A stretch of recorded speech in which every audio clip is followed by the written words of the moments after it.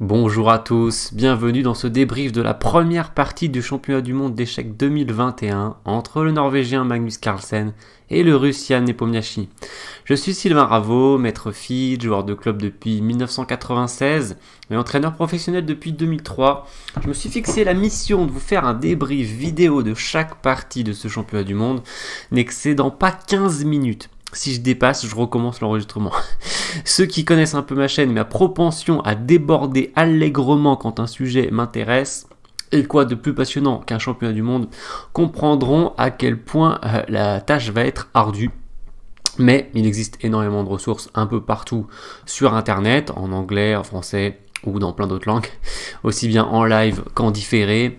Donc mon objectif n'est pas de vous noyer sous les analyses, il y en a plein partout, mais vraiment d'aller à l'essentiel et de vous apporter mon éclairage personnel.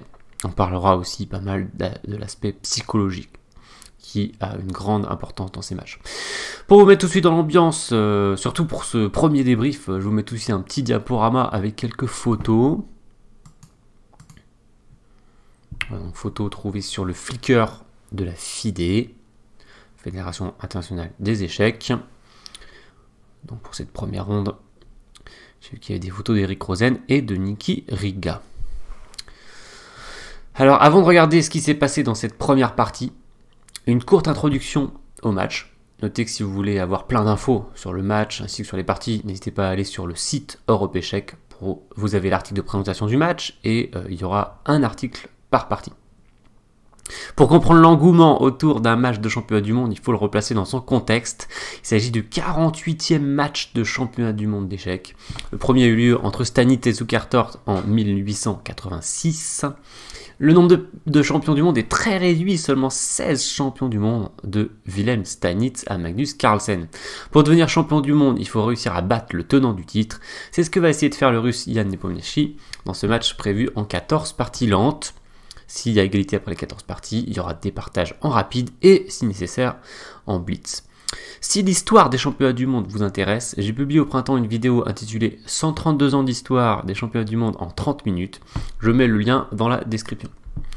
Que puis-je ajouter avant de revenir sur la partie ? Que les deux joueurs sont nés la même année, en 1990, et comme Nepomniachtchi, qui s'est qualifié pour ce match en gagnant le traditionnel tournoi des candidats, est l'un des rares joueurs du circuit à avoir un score positif contre Carlsen en partie lente, puisqu'il mène 4 victoires à 1 et 9 nuls. Eh bien, cette fois, on peut y aller. On va passer à la vue avec échiquier pour analyser cette première partie jouée le vendredi 26 novembre à partir de 13h30. Donc, Nepomniachtchi avait les pièces blanches. Alors, j'ai utilisé le terme analyser. C'est pas vraiment le mot, parce que dans une vidéo aussi courte, ce sera plutôt de très courts résumés. Je vais revenir sur quelques moments clés, faire quelques parallèles historiques quand l'occasion va se présenter, et on parlera beaucoup contexte du match et psychologie. Alors, un mot sur la cadence de jeu. Cadence à l'ancienne, chaque joueur a 2 heures pour jouer ses 40 premiers coups, puis 1 heure pour jouer ses 20 coups suivants, donc entre 40 et 60, et seulement à partir du 61e coup, il récupère 15 minutes et 30 secondes par coup. Donc, remarquons que l'incrément n'entre en jeu qu'à partir du 61e coup, ce qui peut avoir son importance dans les parties les plus compliquées. Alors, on y va. Donc, Nepo a les blancs. Donc, j'ai posé cette question pour la première partie, question que tout le monde se posait. Est-ce que Nepomniachtchi peut bousculer d'entrée le champion du monde, Magnus Carlsen? Magnus Carlsen, qui en est déjà à son 5e match de championnat du monde, donc il a l'expérience. Cependant, c'est toujours une grosse tension au championnat du monde. Les joueurs qui peuvent parfois un peu sentir le poids de l'histoire. Alors Nepomniachtchi pour éventuellement devenir le 17e champion du monde de l'histoire, donc c'est énorme. Et puis prolonger aussi une longue tradition russe des échecs. Donc devenir champion du monde, c'est une importance vraiment plus remarquable que dans d'autres pays pour un joueur russe. Et Carlsen, qui veut marquer l'histoire, on le sait, champion du monde depuis 2013, et puis numéro 1 mondial depuis 2010. Donc et qui aime beaucoup l'histoire des échecs et qui aime beaucoup écrire l'histoire des échecs, donc il sait ce que ça représente, et il a certainement pas pris ce match à la légère. Ça c'est sûr et certain qu'il s'est préparé, en plus il a l'expérience, donc ça l'aide aussi à se préparer. J'ai envie de dire d'autant moins à la légère qu'il a quand même souffert dans ses 2 derniers matchs contre Karyakin et contre Caruana, parce qu'il n'a pas réussi à s'imposer en partie lente, ce qui est plutôt étonnant si on considère qu'il était un meilleur joueur d'échecs. Donc c'est un format, il l'a dit lui-même, qu'il aime moins que le format tournoi, format championnat du monde qui est plus difficile pour lui. Et donc on va voir ce qui va se passer. Donc E4, alors j'utilise l'interface de retransmission Europe échec, E4, E5, cavalier F3, cavalier C6 et fou B5, une partie espagnole. Alors à noter que c'est l'ouverture la plus rencontrée dans l'histoire des championnats du monde. Sur les 964 parties de championnats du monde, eh bien il y a 136 parties espagnoles, c'est énorme, 14% des parties. Alors, Carlsen qui peut jouer pas mal de systèmes contre l'Espagnol, notamment la défense de Berlin, mais il n'a pas choisi la défense de Berlin ici, il a choisi le coup traditionnel A6. Donc il y a eu fou en A4, cavalier F6, petit roc, fou E7, la vente fermée, tour E1, B5. C'est là où je dois me concentrer pour pas faire de trop longues analyses, sinon je vais commencer à partir dans les variantes, ça va pas le faire. Fou en B3, petit roc. Et ici H3 de Nepomuk qui fait partie des anti-Marshall. Donc je vous ai mis la pendule en dessous des joueurs, vous pouvez voir l'évolution de la pendule. Ils ont commencé à 2h, donc là ils sont à 1h58, donc ils sont extrêmement vite. Attention, le temps ne remonte pas, seulement à partir du 61e coup il remonte. Donc juste une parenthèse pour dire que en cas de C3, qui est le coup principal, on peut avoir ici le fameux Gambit Marshall avec D5, qui est une idée similaire à ce qu'a fait Carlsen dans la partie. Donc D5, on donne un pion, alors c'est pas celui-là qu'on donne, c'est celui qui est à côté, voilà, le pion E5, on donne un pion du centre, donc c'est vraiment important de donner un pion du centre. Et ce gambit que l'on doit au grand joueur américain Frank Marshall, qui a été vice-champion du monde au début du XXe siècle, et qui avait inventé ce gambit. Il avait joué contre Capablanca pour la première fois, même si ça s'était pas bien passé pour lui, parce qu'il a fini par perdre la partie. Et en tout cas, voilà, un énorme héritage de ce joueur américain Frank Marshall, puisque encore de nos jours, en 2021, plus d'un siècle plus tard, eh bien, on continue d'utiliser son idée de sacrifier le pion central dans l'espagnol avec les noirs pour essayer d'éviter une torture espagnole, on peut dire, parce que souvent c'est difficile de jouer avec les noirs contre les schémas classiques de l'espagnol, surtout pour quand il y a un grand maître en face, quoi, avec les blancs, voilà. Donc ça c'est le classique, mais dans la partie il y a eu H3, cavalier A5, voilà le coup surprise qui avait préparé Carlsen, un coup qui a quasiment jamais été joué, très très peu, dans des parties de tournoi. On le retrouve beaucoup plus par correspondance et dans des parties d'ordinateur. Donc c'est la surprise qui est préparée Carlsen. Évidemment, il ne pouvait pas être sûr que Nepo allait jouer ni une espagnole ni H3, donc ils ont dû préparer les joueurs extrêmement longtemps le match, et ils ont, avec leur équipe de secondants, préparé plein de coups. Voilà, donc en tout cas, il est arrivé avec cavalier à 5, et il n'a pas vraiment surpris Nepo, malgré la rareté de ce coup, puisque Nepo a continué à jouer assez vite. Cavalier prend E5, donc il accepte le pion. Cavalier prend B3, donc déjà la première chose qu'on peut dire, c'est que les noirs s'emparent de la paire de fous. Maintenant, les noirs qui ont 2 fous, et les blancs qui n'en ont qu'un seul. Donc ça c'est un avantage théorique. Je sais que souvent pour les amateurs ça reste un peu théorique cette notion. C'est vrai que c'est pas une notion facile, c'est une notion un peu abstraite, pas évidente. Alors le fou vient sur B7, attaque le pion est protégé par les blancs, et là voilà, il envoie comme dans le Gambit Marshall D5. Pourquoi? Il veut ouvrir la position, la paire de fous. La fou qui est meilleure quand on ouvre. Dame prend, menace mat en G2, bon, la dame défend. Fou en D6 attaque le cavalier, et là un coup remarquable, roi F1. Alors quelle idée de roi F1? C'est qu'on ne peut pas faire ici cavalier C3 à cause d'une tactique très sympathique, c'est dame prend cavalier, réveille l'attaque du fou en B7 sur la dame, et également attaque la tour en 1 pas protégée. Et voilà pourquoi il joue roi F1, il veut protéger sa tour, parce qu'il ne peut pas prendre le fou, sinon il perd sa tour. Et s'il prend la dame, malheureusement pour lui, il va finir avec une pièce de moins, car sa tour est attaquée, il va devoir l'enlever, et puis le fou va s'en aller. Et les noirs ont 3 pièces contre 2. donc il a joué roi F1 pour cette raison-là. Il y a eu tour FB8, un coup étonnant, c'est assez rare qu'on mette les deux tours comme ça.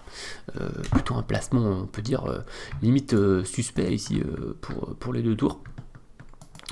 Deux tours des noirs qui sont pas censés se mettre comme ça. Mais il protège le fou.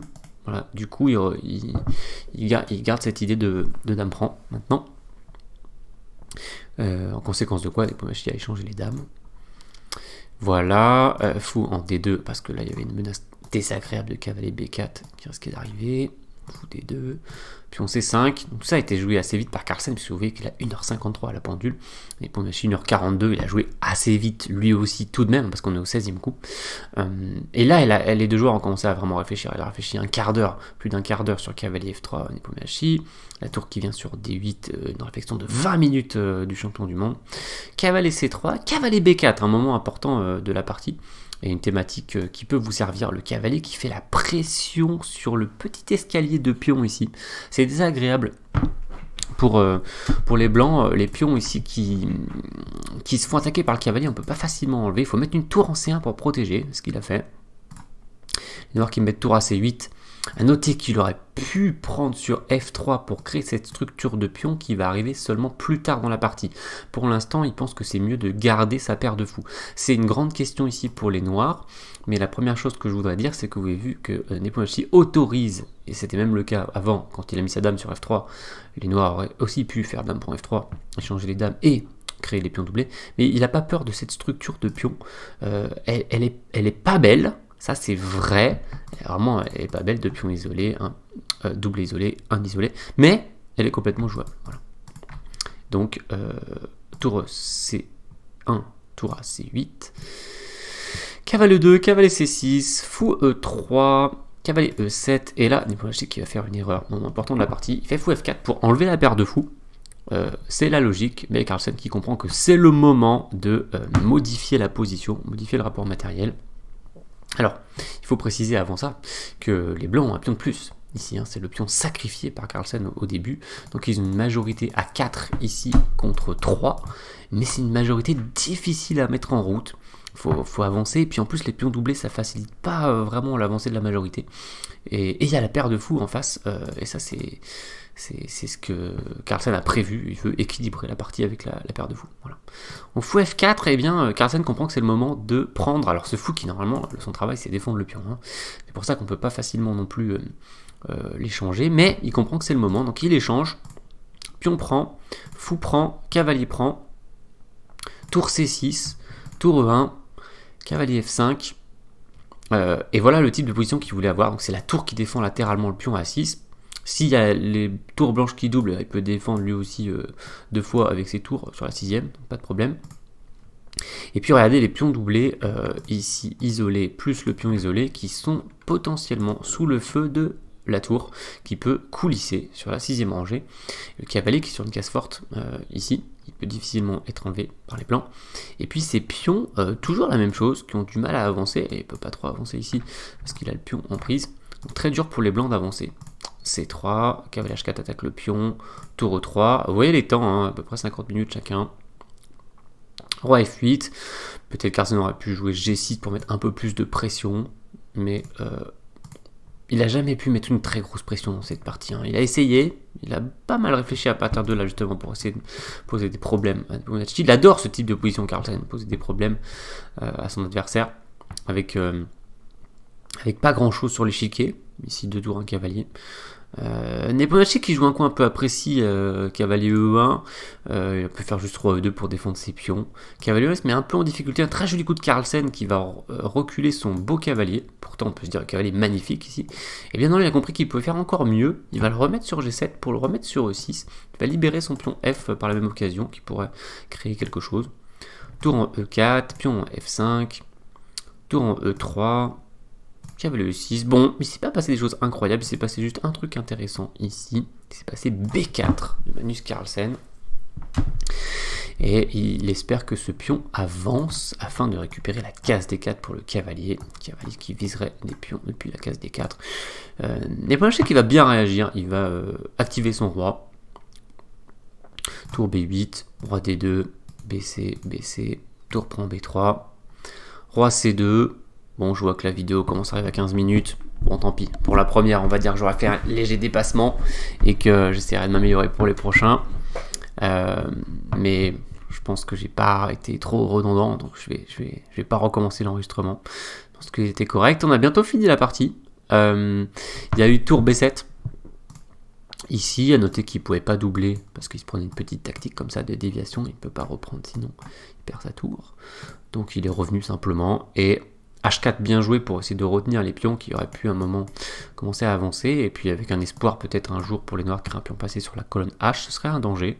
Si un pion passé sur A, un pion passé sur H, c'est pénible quand même pour l'adversaire. Il a fait roi F7, peut-être qu'il aurait pu doubler à ce moment-là, mais c'était pas incroyable non plus ce qu'il aurait pu obtenir. Roi, il amène son roi, et puis Nepo qui joue solide, hein. Voilà, regardez les joueurs, 16 minutes, 11 minutes, c'est quand même bien réfléchi pour arriver à ce 40e coup qui vient d'être joué après tour D7. Et c'est le moment où les joueurs ont répété la position après cavalier C4 qui menace la fourchette, donc il faut faire quelque chose. Il a bougé sa tour, et puis le cavalier attaque la tour qui est occupée à défendre le pion contre l'attaque de la tour en 1. De manière assez amusante, cette tour qui n'a pas bougé, mais qui a fait un gros travail dans cette partie en pressurisant à chaque fois le pion. Tour D6, cavalier attaque tour, la tour repart, cavalier attaque tour, et il répète les coups. 3 fois la même position, et donc les joueurs qui font match nul. Voilà pour cette première partie. Donc on peut mettre éventuellement le score. Donc on va enlever les pendules. On va mettre plutôt match nul. Voilà pour les deux joueurs. Puis je vais vous mettre le score du match. Là-haut. Voilà. Donc match nul pour cette première partie. C'est prévu en 14 parties. Donc ça va durer 3 semaines. Si le match est serré. À moins qu'un joueur commence à enchaîner les victoires. Alors, bilan de cette partie.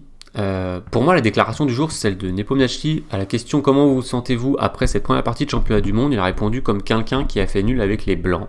Donc, ça nous dit un petit quelque chose de sa déception de faire nul comme ça, surtout sans avoir sa chance. À part si on veut considérer qu'il est sorti de l'ouverture avec un petit avantage, mais c'est pas vraiment ce que j'appelle avoir sa chance. Il avait déclaré avant le match, dans une interview, il y a eu beaucoup d'interviews, c'est intéressant, toujours avant les matchs, et qu'on ne sait jamais si une chance mondiale se représentera, et qu'il fallait donc mettre toutes les chances de son côté quand l'occasion se présente. Et voilà, je pense qu'il est un peu déçu de cette première partie, mais c'est difficile aussi de jouer sa première partie de championnat du monde, il y a un peu le poids de l'histoire sur nos épaules. Alors, petit point pour conclure cette vidéo, qui ne dépassera pas 20 minutes. Petit point préparation, Magnus pensait surprendre Nepo avec rook cavalier A5 dans l'espagnol, mais Nepomniachtchi a montré qu'il était bien préparé, il a même obtenu un léger avantage à la sortie de l'ouverture. Cependant, là où la prépa de Carlsen a fonctionné pour moi, c'est par rapport au type de position qu'il a obtenu. C'est d'ailleurs très souvent là que les prépas de Carlsen font mouche, au niveau de l'évaluation pratique, plutôt qu'au niveau de l'évaluation objective. Ce qui fait sa force aussi depuis très longtemps, avec son équipe qui est menée par le grand maître danois Peter Heine Nielsen. C'est pour cette raison que j'ai envie de donner une égalité au niveau des prépas ici. Donc, les deux joueurs ont bien répondu. Ensuite, dans le jeu, Nepo s'est trompé assez vite au 22e coup. Il a fait aussi une petite imprécision au 30e. Après, il s'est repris en sacrifiant en redonnant son pion, en montant son roi. Donc ça, c'était bien vu de sa part.